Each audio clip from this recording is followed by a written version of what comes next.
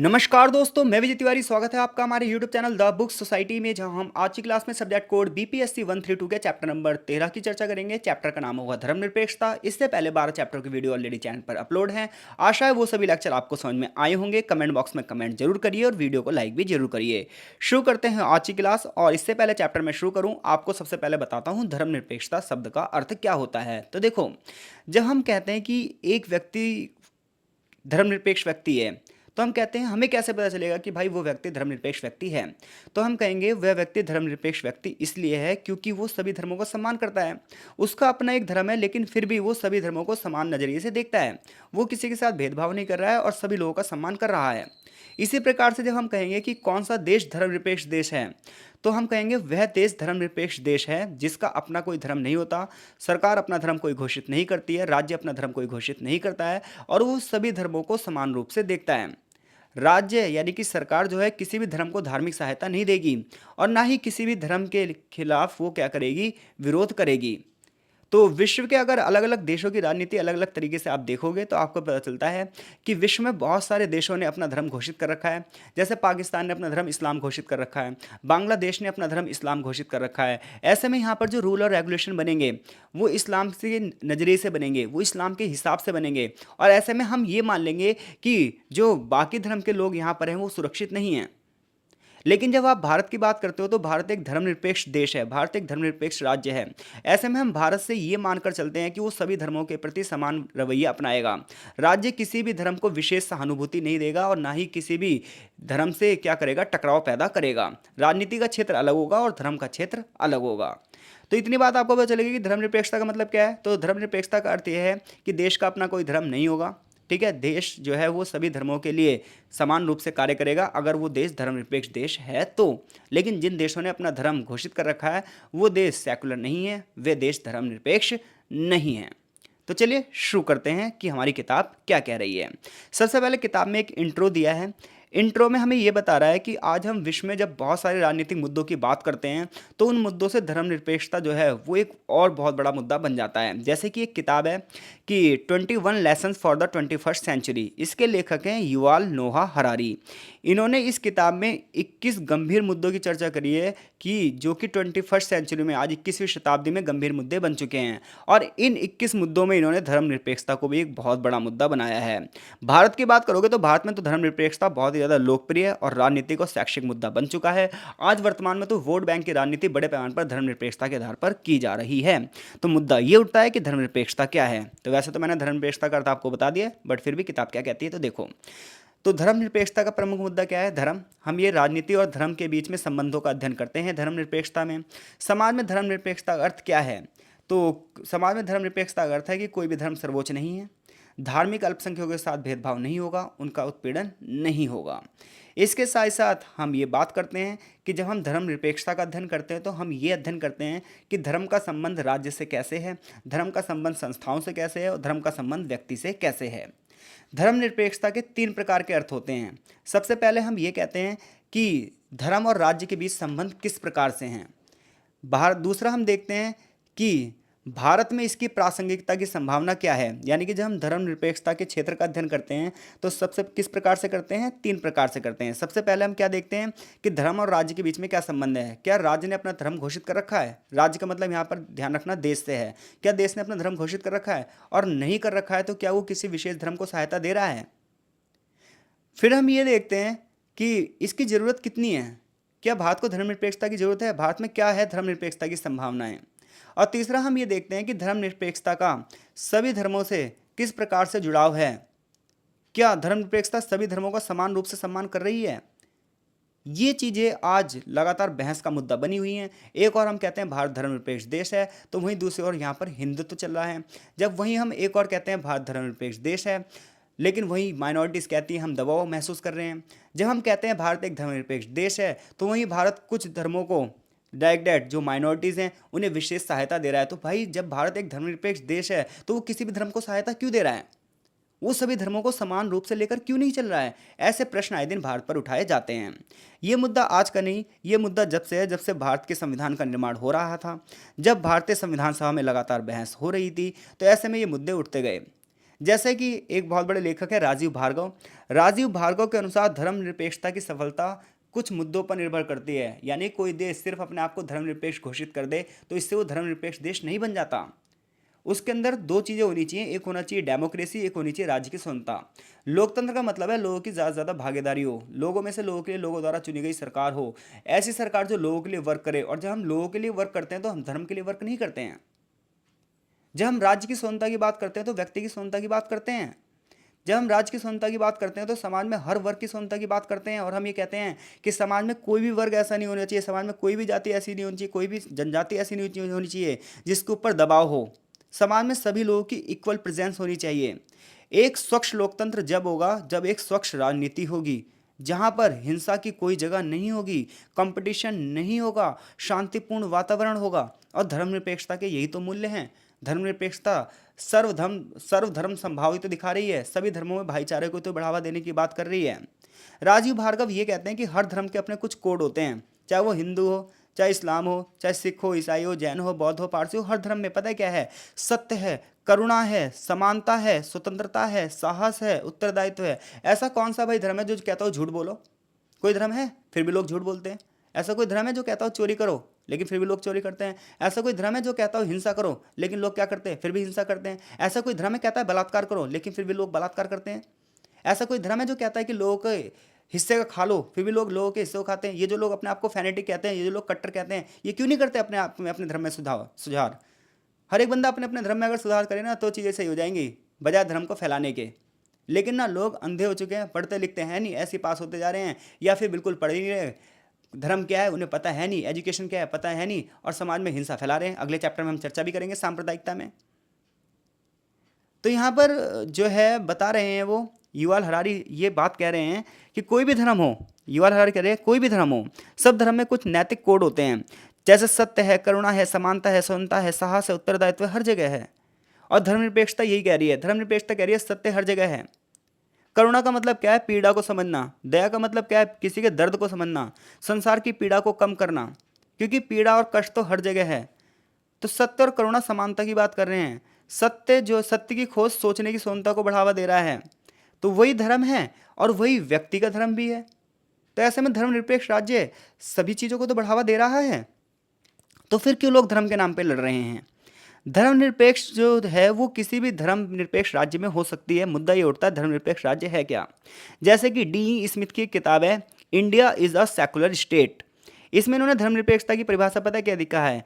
इन्होंने कहा है व्यक्ति और धर्म के बीच राज्य क्या रहे? दूर रहे। व्यक्ति को ये स्वतंत्रता होनी चाहिए, वो कोई से भी धर्म को फॉलो करे, किसी भी धर्म का प्रचार प्रसार करे, शांतिपूर्वक तरीके से वातावरण बना रहे, राजनीति को इससे कोई लेना देना नहीं होना चाहिए। तो हम कहेंगे ये धर्मनिरपेक्षता है। दूसरी बात ये कहते हैं कि राज्य व्यक्ति एवं राज्य के बीच संबंधों से धर्म भी दूर रहे। यानी कि राज्य जो है वो धर्म से दूर रहेगा और धर्म भी राज्य से दूर रहे। धार्मिक लोग भी, धार्मिक समूह भी राजनीति को प्रभावित करने की कोशिश ना करें, और राज्य जो है वो निरपेक्ष रहे, राज्य बिल्कुल अलग रहे।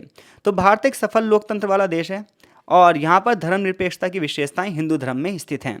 हिंदू धर्म हर एक धर्म को फॉलो कर रहा है और उसे किसी से भी वैमनस्य नहीं है। भारत में धर्मनिरपेक्ष राज्य की कुछ चुनौतियां हैं, क्योंकि भारत में बहुत सारी जातियां हैं, बहुत सारी कम्युनिटी हैं, और ऐसे में कई बार सांप्रदायिक विभाजन हो सकता है, कई बार दंगे फसाद भी बने रहते हैं। इसी प्रकार से गैलेंटर ने स्मिथ की परिभाषा को सही नहीं माना है, उन्होंने इसकी आलोचना करी है। उन्होंने ये कहा कि भारत की धर्मनिरपेक्षता थोड़ी सी अलग है। भारत की धर्मनिरपेक्षता कहीं ना कहीं हिंदूवाद को बढ़ावा देती है। भारत की धर्मनिरपेक्षता सिद्धांतों से समझौता करती है। वास्तव में जो धर्मनिरपेक्षता है वो भारत फॉलो नहीं करता है। ऐसा कौन कह रहा है? गैलेंटर कह रहे हैं। तो अलग अलग विचारकों के अपने अलग अलग विचार हैं जो कि भारतीय धर्मनिरपेक्षता के बारे में अलग अलग तरीके से बताते हैं। जैसे कि अकिल बिलग्रामी धर्मनिरपेक्षता का एक सिद्धांत देते हैं। उनका ये मानना है कि धर्मनिरपेक्षता का मतलब है विभिन्न धर्मों से समान दूरी, कि भाई मुझे इस धर्म से भी मतलब नहीं है, मुझे इस धर्म से भी मतलब नहीं है, मुझे इस धर्म से भी मतलब नहीं है, और मुझे इस धर्म से भी मतलब नहीं है। तो हम कहेंगे वो देश कैसा? धर्मनिरपेक्ष। लेकिन भारत की बात करोगे तो भारत में जो देश है, भारत की जो सरकार है, वो हर धर्म से मतलब रखती है। वो हिंदुओं से भी मतलब रखती है, वो मुस्लिमों से भी रखती है, वो सिखों से भी मतलब करती है, ईसाइयों से भी मतलब करती है। वोट बैंक की राजनीति खेलती है। जिस राज्य में चुनाव होंगे उस राज्य का जो धर्म होगा उस हिसाब से पहनावा होगा, उस हिसाब से चर्चे होंगे, उस हिसाब से मैनिफेस्टो बनेगा। तो ऐसे में भारत की धर्मनिरपेक्षता में कुछ प्रश्न चिन्ह लगते हैं। अब प्रश्न ये उठता है कि जो इंडियन कॉन्स्टिट्यूशन है, जो कि अधिकारों का स्रोत है, वो धर्मनिरपेक्षता के बारे में क्या कहता है? तो देखो, जब भारतीय संविधान का निर्माण हो रहा था तो बड़े पैमाने पर इसमें संविधान सभा में बहस चली कि भारत का चरित्र कैसा होना चाहिए। कुछ लोगों ने ये डिमांड उठाई कि भारत का चरित्र हिंदूवादी होना चाहिए और भारत का धर्म हिंदू घोषित कर देना चाहिए। उसका रीज़न ये है क्योंकि भारत का धर्म के आधार पर बंटवारा हुआ है और पाकिस्तान ने अपना धर्म इस्लाम घोषित किया है। ऐसे में भारत को भी अपना धर्म हिंदू घोषित कर देना चाहिए। ऐसे में संविधान सभा में ये मुद्दा उठा तो पंडित जवाहरलाल नेहरू ने एक बहुत ज़बरदस्त भाषण दिया। उन्होंने ये कहा कि भारत क्या केवल हिंदुओं का देश है? क्या इसमें जैन बौद्ध पारसी नहीं है? क्या केवल ये हिंदू मुसलमानों का देश है? ऐसा नहीं है। यहाँ पर जैन बौद्ध पारसी सिख ईसाई सब तो रहते हैं। और ऐसे में अगर भारत का धर्म हिंदू घोषित कर दिया गया तो ऐसे में ये लोग भी अलग देश की डिमांड करेंगे, और जब ये लोग अलग देश की डिमांड करेंगे तो भारत भी यूरोपीय देशों की तरह छोटे छोटे भागों में बढ़ जाएगा। देश की एकता अखंडता के सम्मान के लिए, संप्रभुता के सम्मान के लिए हमें भारत को एक धर्मनिरपेक्ष देश घोषित करना पड़ेगा। तो भारत की एकता और अखंडता के लिए भारत को धर्मनिरपेक्ष राष्ट्र घोषित किया गया। लेकिन भारत के संविधान की प्रस्तावना में कहीं पर भी सेकुलर वर्ड का यूज़ नहीं किया गया, कहीं पर भी धर्मनिरपेक्ष शब्द का यूज़ नहीं किया गया। आगे चलकर 1976 में जब आपातकाल लगा हुआ था, उस दौरान संविधान में 42 नंबर का अमेंडमेंट किया गया, 42वां संशोधन किया गया, और इस संशोधन के माध्यम से भारतीय संविधान की प्रस्तावना में एक नया शब्द जोड़ा गया, धर्मनिरपेक्ष। यानी कि जब संविधान बना था तो संविधान की प्रस्तावना में ये शब्द नहीं जुड़ा था धर्मनिरपेक्ष, ये 1976 में जोड़ा गया। जब भारत का संविधान बना था तो आर्टिकल 25 से लेकर 30 में जो अधिकार दिए गए थे, जो फंडामेंटल राइट्स दिए गए थे, जो मौलिक अधिकार दिए गए थे, ये कहीं ना कहीं धार्मिक अल्पसंख्यकों से जुड़े हुए थे, जो कि भारत की धर्मनिरपेक्षता को क्या कर रहे हैं, बढ़ावा दे रहे हैं। जहाँ भारत के संविधान का आर्टिकल 25, 26, 27, 28 सीधा सीधा धर्म से जुड़ा हुआ है। जहाँ पर आर्टिकल 25 ये कह रहा है कि हर व्यक्ति को अपने धर्म को मानने और प्रचार करने की स्वतंत्रता है। आर्टिकल 26 धार्मिक समूहों को अधिकार दे रहा है कि वो भी अपने धर्म को मान सकते हैं, प्रचार प्रसार कर सकते हैं। आर्टिकल 27 ये कहता है कि आप ना, आपकी मर्जी है धर्म के लिए टैक्स दो, आपकी मर्जी है धर्म के लिए टैक्स मत दो। इसी प्रकार से 29 और 30 भाषा और संस्कृति के मामले में हर एक व्यक्ति को अपने अधिकारों को संरक्षित करने के अधिकार करता है। ये माना जाता है कि आप अपने लिए स्कूल खुलवा सकते हो जहाँ पर आप अपनी संस्कृति को फॉलो करवाओगे, लेकिन जो सरकारी स्कूल हैं उसमें किसी भी धर्म की शिक्षा नहीं दी जाएगी। तो इस प्रकार के जो प्रावधान हैं वो भारतीय संविधान में बताते हैं कि भारत का संविधान किसी एक धर्म विशेष के लिए नहीं बना है। शेफाली झा ने धर्मनिरपेक्षता पर 3 वैकल्पिक तर्कों की पहचान करी है, जो कि संविधान सभा की बहस में दिए गए थे। उनका मानना था धर्मनिरपेक्षता का कोई सिद्धांत होता ही नहीं है। उन्होंने कहा राज्य को धर्म के मामले में सोचना ही नहीं चाहिए, राज्य को अपने विकास के मामले में सोचना चाहिए, सरकार को अपने डेवलपमेंट के लिए सोचना चाहिए, लोगों के कल्याण के लिए सोचना चाहिए। तो सरकार का काम ही नहीं धर्म के बारे में सोचना। लोगों को धर्म की उपासना करने की स्वतंत्रता है क्योंकि वो उनका पर्सनल मामला है, और सरकार को हमारे पर्सनल मामले में हस्तक्षेप करने की क्या जरूरत है। हमारी मर्जी हम कोई सा भी धर्म फॉलो करें, हमारी मर्जी हम अपना धर्म फॉलो कर रहे हैं, ऐसा कुछ लोगों का कहना था। जबकि के.टी. शाह, ताजमुल हुसैन, एम मसानी, कुछ लोगों का ये कहना है कि धर्म और राज्य अलग अलग होने चाहिए। और इनका ये मानना है, कुछ लोग कह रहे हैं धर्म और राज्य अलग नहीं होने चाहिए, धर्म और राज्य जुड़े होने चाहिए, क्योंकि धर्म जो है लोगों का पर्सनल मैटर है और लोगों के हर चीज़ पर्सनल मैटर होती है, और उनका विकास करना किसका काम है, उसका काम करना सरकार का काम है।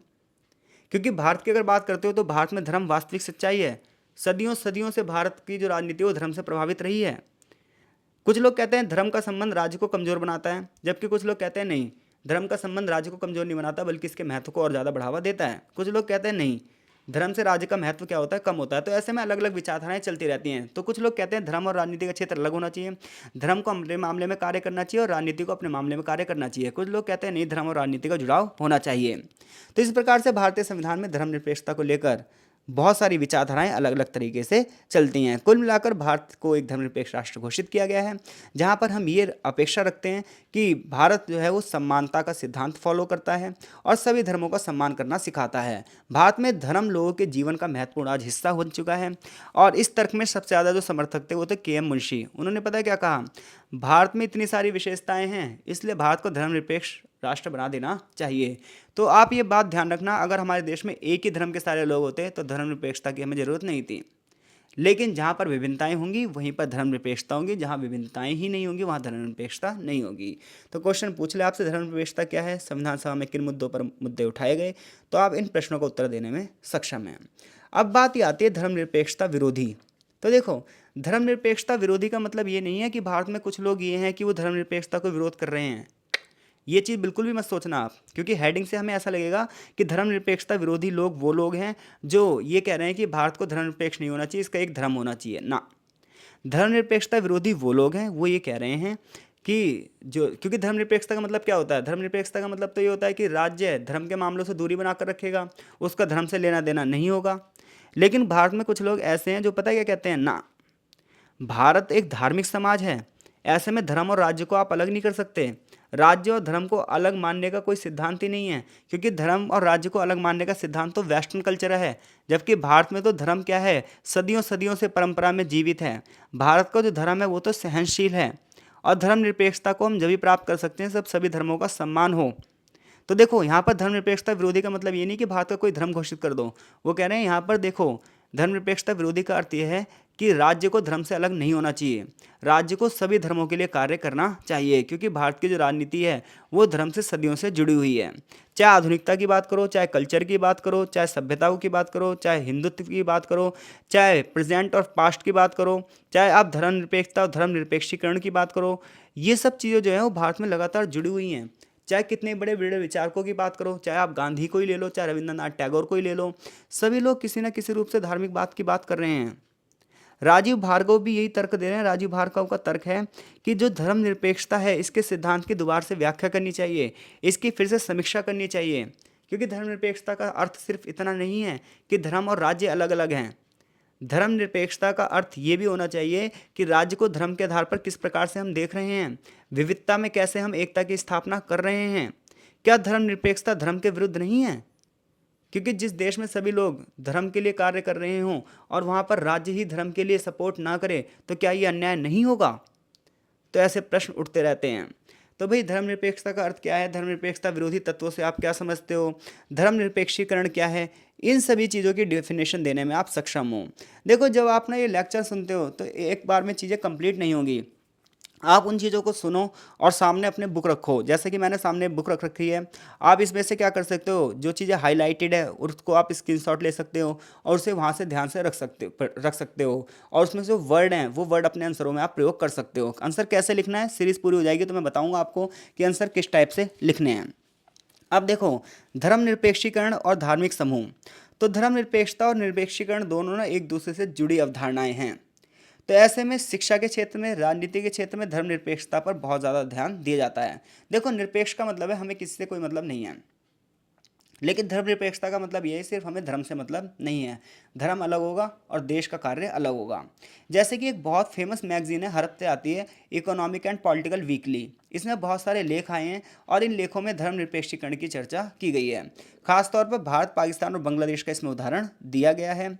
धर्मनिरपेक्षीकरण का मतलब यह है कि धर्म का सार्वजनिक नीतियों और सामाजिक संबंधों पर कोई प्रभाव नहीं होगा। सरकार कोई भी पब्लिक पॉलिसी बनाएगी तो वो धर्म को देखकर नहीं बनाएगी, वो सोसाइटी को देखकर बनाएगी, उस समाज को किस चीज़ की ज़रूरत है उसको देखकर बनाएगी। वो अपने राजनीतिक एजेंडे में धर्म को स्थापित नहीं करेगी। तो हम कहेंगे ये धर्मनिरपेक्षीकरण है। लेकिन इसका मतलब ये नहीं है कि धर्मनिरपेक्षता धर्म को नकारती है।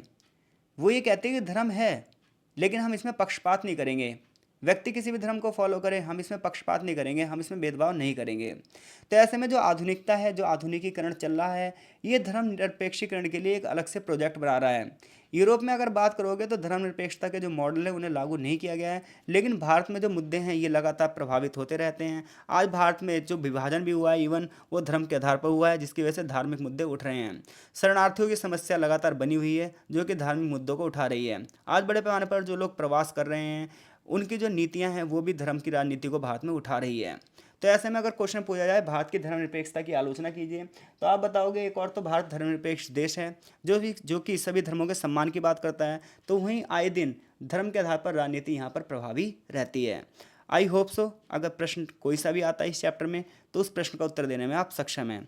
ये चैप्टर यहीं फिनिश होता है, आगे चैप्टर का एक छोटा सा सारांश दिया गया है।